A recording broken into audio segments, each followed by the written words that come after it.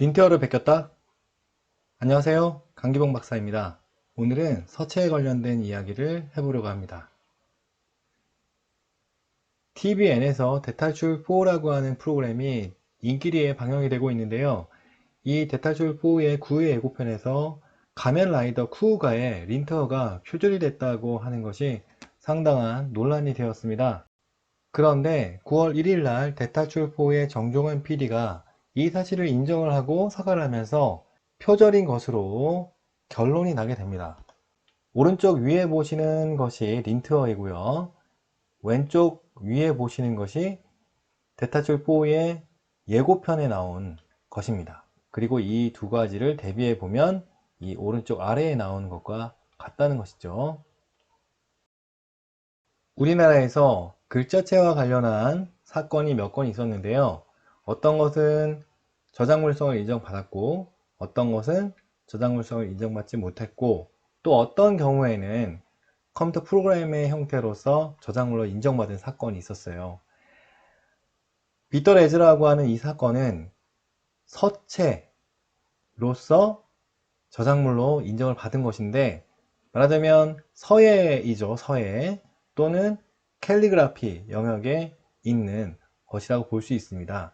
이렇게 글씨체를 썼는데 그 글씨체에 저작자의 사상과 감정이 들어갔다는 거죠.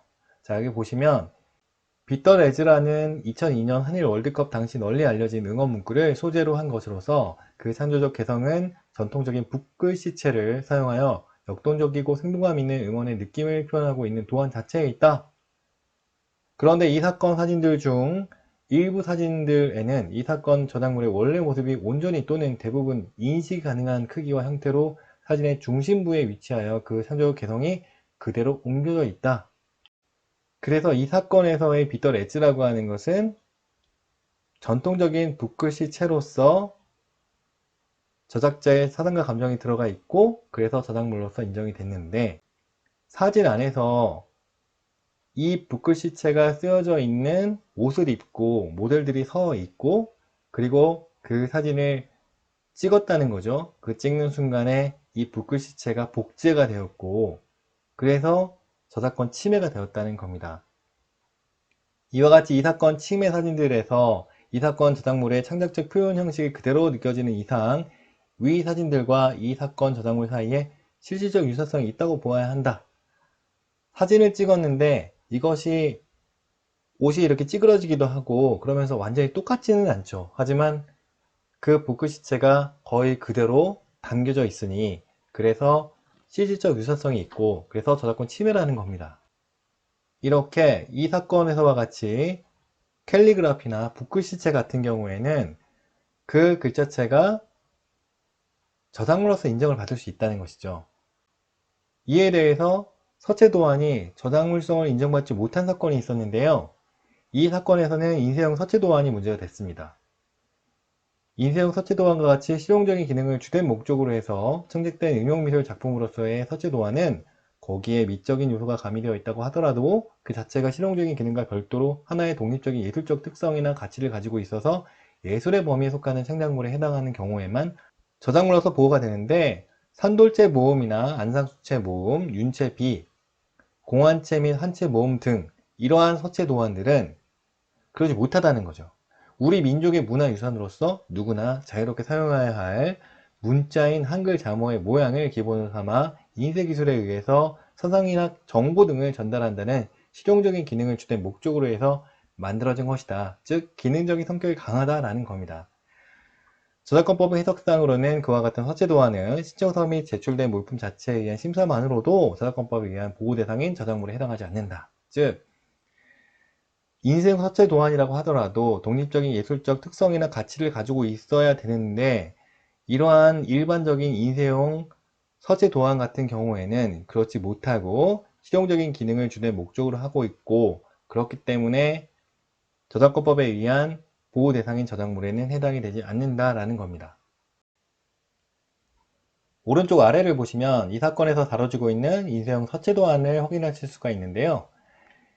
이것은 우리가 일상적으로 쓰고 있는 글자체의 모양에서 다소의 변경이 있는 거예요. 그렇기 때문에 실용적인 기능을 주된 목적으로 하고 있고, 여기에 변경이 가해진다고 하더라도 이것이 예술적 특성이나 가치를 가지고 있지 못하고, 그렇기 때문에 저작물에 해당하지 않는다고 보는 거죠.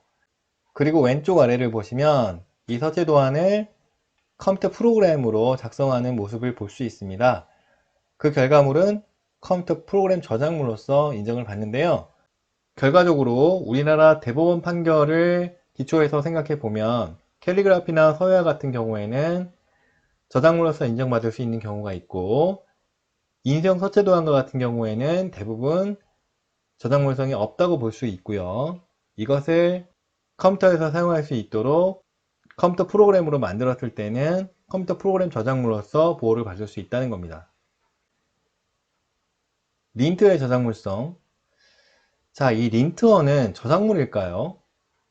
기본적으로 이것이 인쇄용 글자체인가, 아니면 서예나 캘리그라피와 같은 예술적 표현일 수가 있겠는가, 이 두 가지를 고려를 해볼 수가 있겠습니다.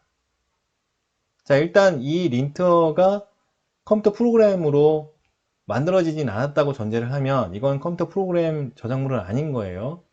그러니까 이 두 가지만 생각해 보면 되겠죠. 린트어 디자인은 인쇄용 글자체인가? 린트어 디자인도 인쇄용으로 잘 조합을 해서 쓸 수 있도록 만든다면, 그러면 인쇄용 글자체로 볼 수도 있을 겁니다. 그런데 모든 인쇄용 글자체가 저작물로서 인정을 받을 수 없는 것인가? 우리 대법원 판결을 보면 꼭 그렇지는 않다고 볼 수가 있습니다. 예술적 가치를 갖고 있는 그런 경우에는 이 각각의 린트어는 각각이 도형 저작물로 볼 수 있는 요소들이 있는 것 같아요. 그러니까 아예 이것을 저작물성이 없다 라고 단정하기는 어려운 거죠. 특히 이 린트어는 영상 저작물을 제작하기 위해서 특별히 창작된 것이라는 거죠. 그런 측면에서 저작물성을 인정받을 가능성이 있다는 것이고요. 이 린트어 디자인이 굳이 예술적 표현까지 가지 않더라도 우리나라의 저작물의 정의에 비추어 보면 그 저작자의 개성이 담겨져 있다고 한다면, 그러면 저작물로 성립이 될 수가 있거든요. 이 글자체 하나하나를 가지고 떼어서 본다면 이것이 도형 저작물로서, 아니면 간단한 응용미술 저작물로서 성립할 가능성이 상당히 높다는 거죠.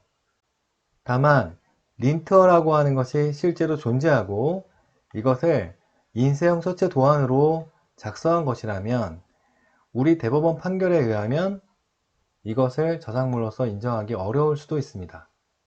그렇지만 이런 경우에도 린트어를 서예나 캘리그라피 형태로 창작한 경우라고 한다면 저작물성을 인정받을 수 있겠죠. 린트어의 저작물성이 인정받지 못한다면 이 린트어에 대한 아이디어는 보호가 가능할까요? 이 린트어는 저작권법에 의해서는 보호를 못 받습니다. 그런데 이 린트어에 대한 아이디어는 윤리적인 측면에서 문제가 될 수가 있어요. 저작권 침해는 아니더라도 사회적으로 윤리적인 책임을 물을 수는 있는 겁니다. 그 윤리적인 책임이라는 것이 사회적인 도덕성에 대한 비판도 있을 수 있고, 아니면 체계적으로 특정 사회에서 만들어진 그런 책임이 있을 수도 있어요. 이 사안에서는 저작권 침해에 대한 문제도 발생할 가능성이 있고, 또 한편으로는 저작권 침해가 아니라고 하더라도 사회적으로 윤리적인 책임이 물어질 수도 있는 겁니다. 그래서 대타출4의 PD의 인정과 사과는 그런 측면들에서 우리가 이해할 수 있는 것이라는 겁니다. 오늘은 서체에 대해서 이야기를 해봤는데요. 저작권 문제라는 것이 동떨어져 있는 것처럼 보이지만 한편으로는 이렇게 우리 가까이에서 자주 접하는 것이라는 것을 오늘도 확인할 수 있었습니다. 시청해주셔서 감사드리고요. 좋아요, 구독 꼭 눌러주세요. 감사합니다.